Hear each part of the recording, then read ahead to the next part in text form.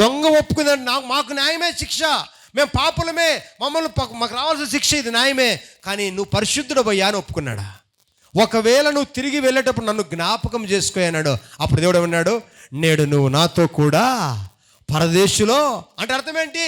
మరణకరమైన పాపం చేసిన మనిషి ఎక్కడికి వెళ్ళాలా? నరకానికి వెళ్ళాలా. కానీ నరకానికి వెళ్ళాడా, పరదేశికి వెళ్ళాడా? కారణం ఏంటంటే చనిపోక మునిపే పాపాలు ఒప్పుకున్నాడా, యేసయ్య దగ్గర ఒప్పుకున్నాడు.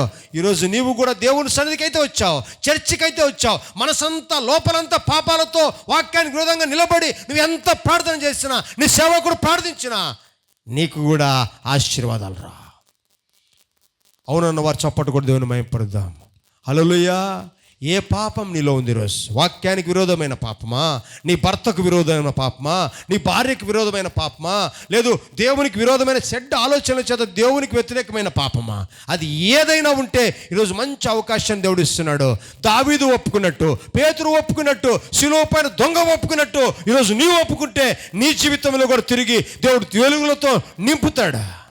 ఆమేన్. ఇంకొకడు అంటాడు, నువ్వు నిజంగా దేవుడు అయితే నిన్ను నువ్వు విడిపించుకొని నన్ను విడిపించు. వాడు కొవ్వు చూడండి. వీడేమో తగ్గించుకొని నన్ను క్షమించాయన్నాడు. వీడంటాడు ఏంటి, వీడనింది దేవుడే అన్నాడు, నువ్వు దేవుడు పరిశుద్ధుడవు, నువ్వు పోయేటప్పుడు నన్ను జ్ఞాపకం చేసుకోయా అన్నాడు. అని వీడేమంటాడు, నువ్వు నిజం దేవుడివే, నువ్వు దేవుడు అయితే నిన్ను విడిపించుకొని నన్ను విడిపించు అన్నాడు.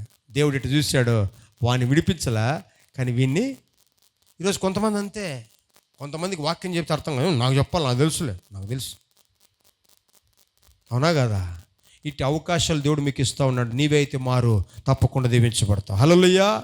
ఇట్లా ఎంత పాపమై ఎంత ఘోర పాపినైనా దేవుడు ఏం చేస్తాడంటే ఆయన పాపాత్ములందరినీ రక్షించడానికి వచ్చాడు. ఏ ఒక్క ఆత్మ నశించిపోవటం ఆయనకి ఇష్టమో లేదు. నశించిన వారిని వెదకి రక్షించుట కొరకు మనుష్య కుమారుడు ఈ లోకానికి వచ్చాడు. అలాంటి దేవుని దగ్గర నువ్వు ఎలా రావాలా? నీ డబ్బు, నీ జ్ఞానము, నీ బలం అడగల. ఆయన సిలువపై నీ కొరకు నా కొరకు మరణించిన ఆ అనుభవ జ్ఞానాన్ని గుర్తు చేసుకో. ఏం జ్ఞానం అది? నువ్వు పొందిన గాయముల కొరకు ఆయన సిలువలో వెళ్ళాడాడు, నువ్వు చేసిన తప్పిదాలకు ఆయన దెబ్బలు తిన్నాడు, నువ్వు చేసిన చెడ్డ మాటలకు ఆయన దూషించబడ్డాడు. కానీ నువ్వు ఇంకా మారలా. ఆయన సిలువేసి చంపేసినా మారలా. ఇంకా వెతుకుతూ ఉన్నావు, ఆడికి పరిగెత్తావు, వీడికి పరిగెత్తావు, మనిషి కాళ్ళు పట్టుకుంటావు, ఈ కాళ్ళు పట్టుకుంటావు, కానీ దేవుని కాళ్ళు మాత్రము. క్షమాపణ వస్తుందా? చెప్పండి, క్షమాపణ వస్తుందా? తెలిసిన వారితో మాట్లాడుతున్నాడు. ఈరోజు వాక్యం తెలుసు మనకి, ఏమి తెలియనట్టుంటాం. అని ఒకటి గుర్తుపెట్టుకో, దేవుడు నిన్ను బాగా చూస్తున్నాడు. ఆయనతో అన్యోన్య సహవాసం కలిగిన వారై ఆయన వెలుగులో ఉన్న ప్రకారము మీరు వెలుగులో ఉన్న ఎడల అప్పుడు యేసు రక్తము ప్రతి పాపము నుంచి మనం పవిత్రులుగా. ఎప్పుడు? ఆయన వెలుగులో ఉన్నట్టు వెలుగులోకి రావాలా, ఆయనతో అన్యోన్య సహవాసము కలిగి ఉండాలా, అప్పుడు యేసు క్రీస్తు రక్తం మనల్ని. ఈ మాట ఇంటికి వెళ్ళి చదువుకోండి. 1 యోహాను 1 అధ్యాయము 6 నుంచి 7 వచనాలు మాటలు ఉంటాయి. అప్పుడు యేసు రక్తము ప్రతి పాపము నుంచి మనం పవిత్రులుగా. ఎప్పుడు? నువ్వు పాపంలో ఉండి పాపం చేసుకుంటే యేసు రక్తం కడగదు. నువ్వు పాపంలో ఉన్న నీవు ఆయన సావాసంలోకి రావాలా, ఆయన వాక్యాన్ని లోబడి స్థితిలోకి రావాలా, ఆయన చెప్పినట్టు వినే స్థితిలోకి రావాలా. అప్పుడు యేసు రక్తము నిన్నేం చేస్తుంది? హల్లెలూయా. పాపం విడిచిపెట్టము, ఆచారాలు విడిచిపెట్టము, సాంప్రదాయాలు విడిచిపెట్టము, అన్నీ చేస్తూ ఉంటాం. నన్ను యేసు రక్తం కాపాడాలా, యేసు రక్తం స్థుతించాలా, యేసు రక్తమే నన్ను దీవించాలా. చేస్తాయి ఆ పనులు. ఇప్పుడు మరణకరమైన పాపాలు అంటే చూద్దాం. మరణకరమైన పాపాలు అంటే దీంట్లోనే చెప్తున్నా. మరణకరమైన పాపం అంటే ఏంటి? మరణకరమైన పాపం అంటే పైకి భక్తిగా ఉంటారు, లోపల దేవుని శక్తి ఉండదు. దేవుని శక్తి అనగా పరిశుద్ధాత్మ దేవుడు ఉన్నాడు. పరిశుద్ధాత్మ దేవుడు ఎప్పుడున్నాడు? పాపము చేసినప్పుడు నీ వద్ద పరిశుద్ధాత్మ దేవుడు ఉండడు. అంటే నువ్వు లోపలంతా పాపం పెట్టుకొని పైన ఎన్ని చేసినా కూడా అది పైన భక్తే కానీ లోపల ఎవరు లేరు? దేవుని శక్తి. ఇది మరణకరమైన పాపం. ఇది నువ్వు ఎంత చర్చికి వచ్చినా ఒకరోజు అయితే నువ్వు నరకానికి వెళ్ళాల్సిందే. ఈరోజు నిన్ను దేవుడు మాట్లాడుతున్నాడు, బిడ్డ నువ్వు నరకానికి వెళ్ళడానికి కదా నేను సిలువెక్కింది, నిన్ను నరకం నుంచి తప్పించి పరలోకానికి తీసుకెళ్ళాలని సిలువెక్కాను. నీ పాపాలు ఒప్పుకో, నీ దోషాలు ఒప్పుకో. అవేం చేస్తే ఎప్పుడైతే దేవుడు దోషాలు ఒప్పుకుంటావో ఆయన రక్తము ప్రతి దోషం నుంచి నేను చేస్తుందంట కడిగి వేస్తుందంట. దేవునికి మహిమ కలుగును గాక, దేవునికి స్తుతి కలుగును గాక. అందుకని చూడండి, పైకి భక్తి పరుల వలే ఉన్నారు, పాస్టర్ పక్కనే ఉన్నాడు ఒకడు. పాస్టర్ సేవకుడు ఏం చెప్తే చేస్తూ ఉన్నాడు.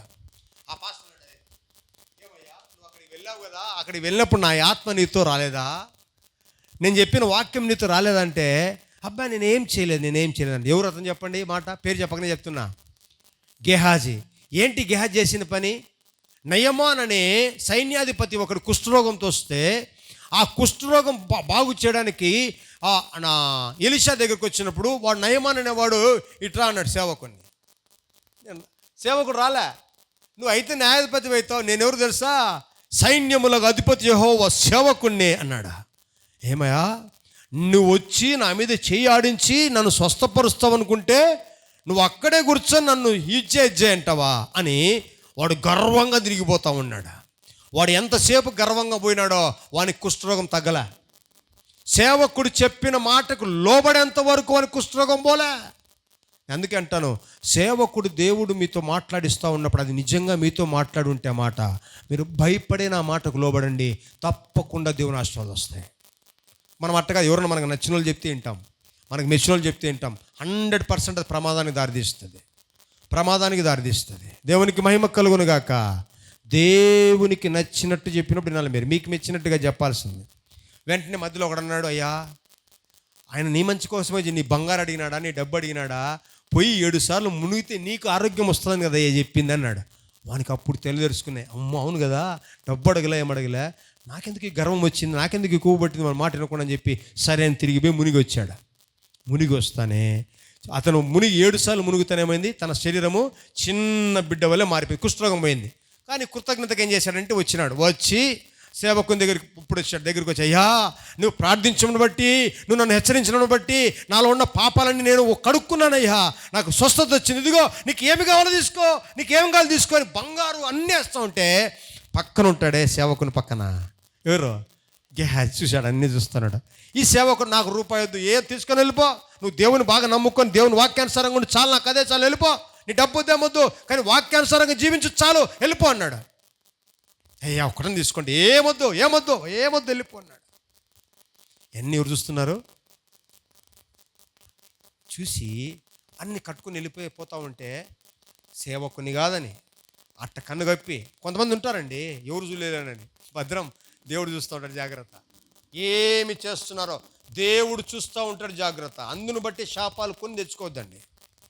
మన దేవుడు ఎవరంటే చూచుచున్న దేవుడు ఆయన ఎల్రోహి దేవుడు ఆయన. హల్లెలూయా. నేను అందుకే మీకు చెప్పేది, నన్ను ఎవరు చూడలేదు అనుకుంటాడు, ఖచ్చితంగా నిన్నే చూసినట్టు దేవుడు.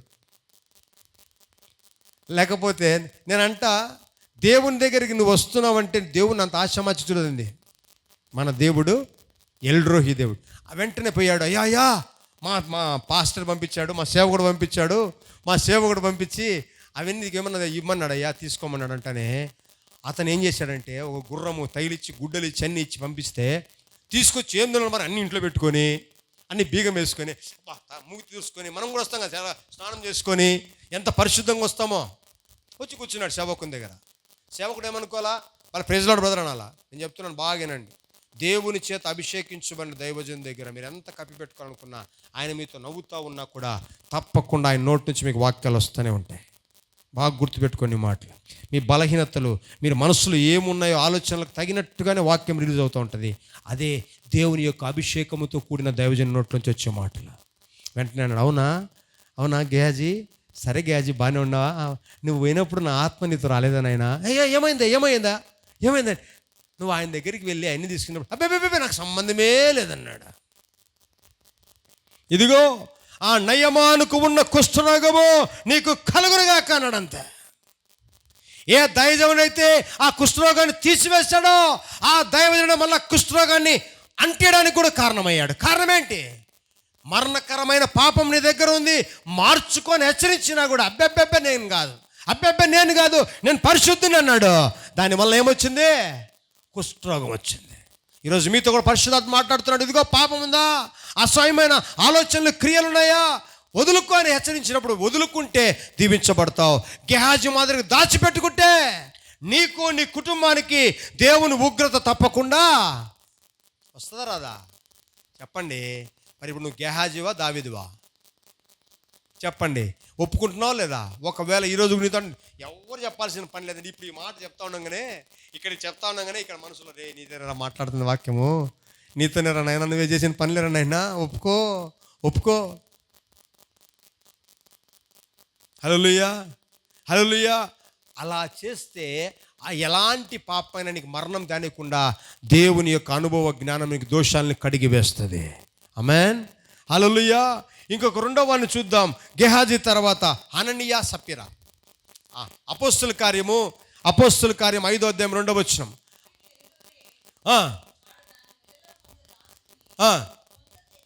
ఏమంటున్నాడు? భార్య ఎరుకని అంటే అర్థం ఏంటి? ఎరుక అంటే తెలిసే, భార్యకు తెలుసు. బాగా గుర్తుపెట్టుకోండి మాట. మనం కొన్ని ఏం చేస్తామంటే పాస్టర్కి తెలియదులే, దేవునికి తెలియదులే, మా ఇద్దరికి తెలుసు కదా, నాకు నా భార్యకు మాత్రమే.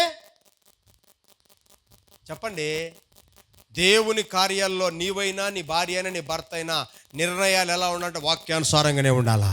లోపల కుయుక్తులు పెట్టుకొని కానీ ఉంటే దేవుడు దాన్ని యాక్సెప్ట్ చేయడు. దేవుని వాక్యానుసారంగా నువ్వు అంతవరకు బాగున్నాడే, అంతవరకు నమ్మకంగా ఉన్నాడే, అంతవరకు దేవుని కొరకు నిలబడినాడే. ఎప్పుడైతే డబ్బు ఎక్కువైందో, ఎప్పుడైతే అధికారం ఎక్కువైందో, ఎప్పుడైతే సంతోషం ఎక్కువైతుందో, ఎప్పుడైతే సమృద్ధి ఎక్కువవుతుందో, అప్పుడే దేవుని దగ్గర మనం తప్పులు చేసేది. ఈ హననియా సప్పిరా కూడా భార్య ఎరుక చేతనే కొద్దిగా ఇంట్లో దాచిపెట్టుకొని ఏమి తిన్నట్టుగా, అయ్యా ఇదిగో నాయనా, దేవుడు నన్ను దీవించిన దానికి ఇదిగో కానుక. కానుక ఇచ్చినందుకు కాదు శపించబడింది, ఇయ్యవలసినది ఇయ్యకుండా ఇచ్చినందుకు శపించబడ్డాడు. ఇయ్యాల్సినంత ఇయ్యకుండా ఇచ్చినందుకు శపించబడ్డాడు. నేను ఎందుకు చెప్తున్నా మాట అంటే, ఎందుకు ఈ మాట చెప్తానంటే, మనం కంటి తుడుపు చర్యగా ఏదైనా మనుషులకు కనపట్టి చేసే కార్య వలన నీకే శాపం. కానీ యథార్థంగా దేవుడు చూస్తున్నాను చేస్తే హృదయపూర్వకంగా చేస్తావు దేవుని కొరకు. హల్లెలూయా. నువ్వు ఇచ్చేదైనా, నువ్వు ప్రార్థన చేసేదైనా, సంఘ కార్యక్రమాలైనా అది హృదయపూర్వకంగా ఉందా, మనుషులు మెప్పించేదిగా ఉందా? ఏమన్నాడు చూడండి, పేతురు 3వ వచనంకి వచ్చే లోపల, హననియా దాచుకొని ఎవరిని మోసం చేశాడంట? అది పాపం, మరణకరమైన పాపం. ఏంటంటే ఒక సేవకుని దగ్గరికి కపటంతో, ఒక సేవకుని దగ్గరికి నీ లోపల కుయుక్తులతో వచ్చి నిలబడితే అది ఎవరిని మోసం చేసినట్టు? సేవకుని కాదు, పరిశుద్ధాత్మను మోసం చేసినట్లు. వెంటనే ఏమైపోయాడు? ఒప్పుకున్నాడా? అవకాశం వచ్చింది కదా, అయ్యా అవునయ్యా తప్పు చేశానయ్యా అన్నింటే ఆ మరణకరమైన పాపం ఏమైపోయేది? మరణకరం కాని పాపంగా అయిపోయేది. వెంటనే పేతురు ప్రార్థన చేస్తానే జీవం వచ్చేది. అడిగి ఒప్పుకున్నాడా? దావీదు ఒప్పుకున్నాడా? ఒప్పుకోలే.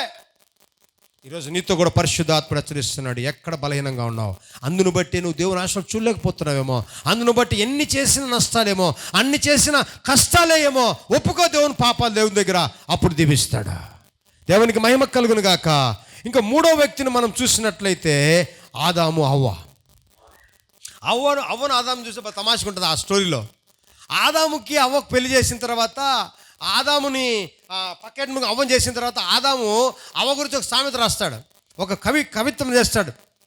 నా ఎముకలో ఎముక, నా మాంసంలో మాంసమా, నరుల్లో నుంచి తీయబడింది కాబట్టి ఇది నారీ అని పిలువబడి అన్నాడు. అబ్బా నాది అన్నాడు, ఎంత బాగా అన్నాడు.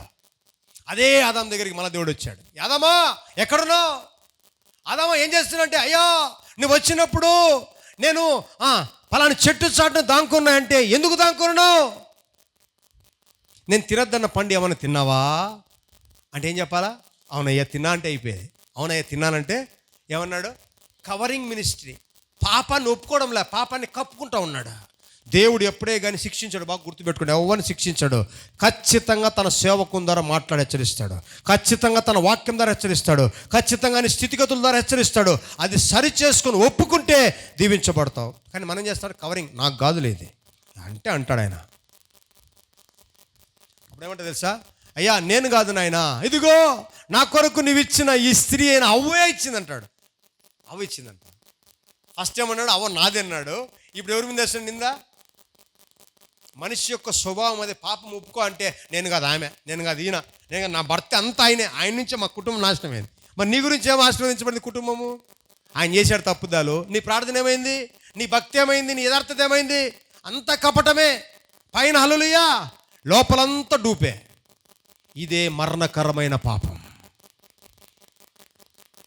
హల్లెలూయా, దేవునికి మహిమ కలుగును గాక. మళ్ళీ అవ్వ దగ్గరికి పెడ దేవుడు, అమ్మ అవ్వ ఎందుకమ్మా ఇది చేసావంటే, అయ్యా నేను కాదు నాయన, ఏమయ్యా ఈ సర్పం. అప్పుడు అవ్వను ఒప్పుకునిందా, నేను సర్పం. ఆ వెంటనే అన్నాడు, ఇదిగో నేను తినవద్దన్న పండు తిన్నావు కాబట్టి నువ్వు బ్రతికినంత కాలము చెమట కార్చి బతుకుతావు అన్నాడు. హల్లెలూయా. అవ్వకేమన్నాడు, ఇదిగో నేను తినదన్న పండు తిన్నావు కాబట్టి నువ్వు బ్రతికినంత కాలము ప్రసవ వేదన కలిగి ఉంటావన్నాడు. ఈరోజు అనేక మంది గర్భిణీ స్త్రీలు ఎవరైనా కానీ ప్రసవ వేదన లేకుండా బిడ్డకు జన్మనిస్తారా? ఈ శాపం ఎక్కడి నుంచి వచ్చింది? ఆ రోజు అవ్వ చేసిన ఆ మరణకరమైన పాపమే. ఎంత అన్ని రకరకాల చచ్చిపోయినా కూడా ఒకసారి 10 నిమిషాలు బతికిచ్చే టెక్నాలజీ వచ్చింది, కానీ ప్రసవ వేదన లేకుండా మాత్రము ఏ స్త్రీ బిడ్డను జన్మను ఇవ్వలేకపోతుంది. కారణం ఏమిటంటే అలనాడు దేవుడిచ్చిన శాపమే. ఆమేన్. అంత శక్తిగల దేవుని దగ్గర ఈరోజు ఎలా వచ్చి ఉన్నావు? ఇప్పుడు చెప్పండి, నాలో మరణకరమైన పాపం లేదన్న వారి చేతులు ఎత్తండి. ఇప్పుడు ఇన్న వాక్యం తర్వాత, నాలో నిజంగా మరణకరమైన పాప యథార్థవంతున్నయ్యా, నాలో కపటము లేదు నాయనా, నేను వాక్యానుసారంగా బతుకుతానయ్యా, నేను ఎవరికి మోసం చేయలేదయ్యా అన్నవారి చేతులు ఎత్తండి. అలాంటి దేవుని దగ్గర మనం ఎలా ఉండాలా? పాపాలు ఒప్పుకుంటే చాలు నువ్వు పరిశుద్ధుడవుతావు. కానీ పాపాలు కూడా ఒప్పుకోలేనంత స్థితిలో ఇక్కడికి వచ్చావంటే గెహాజీని గుర్తు చేసుకో, హవ్వను గుర్తు చేసుకో, హననియా సఫీరాను గుర్తు చేసుకో. వీళ్ళందరూ దేవుని దగ్గర ఉన్న వాళ్ళే, వీళ్ళందరూ దేవునితో ఉన్న వాళ్ళే. కేవలం దేవుడు హెచ్చరించినప్పుడు పాపం ఒప్పుకోకపోవడంను బట్టి శిక్షించబడ్డారు. ఈరోజు నువ్వు దేవుని మందిరం అనే జీవము కలిగిన దేవుని మందిరంలోనికి వచ్చినా కూడా సేవకు నోటి నుంచి హెచ్చరించబడిన బలహీనతలు ఒప్పుకోకుండా ఉన్నావా? జాగ్రత్త అని హెచ్చరిస్తూ ఉన్నాడా. ఈరోజు నువ్వు అందుకే దీవించబడలేకపోతున్నావేమో, అందుకే నీ కుటుంబం అభివృద్ధి పొందలేకపోతుందేమో, ఆ పాపం నిన్ను పట్టుకునిందేమో, ఆ పాపం నీ వెంట వస్తుంది.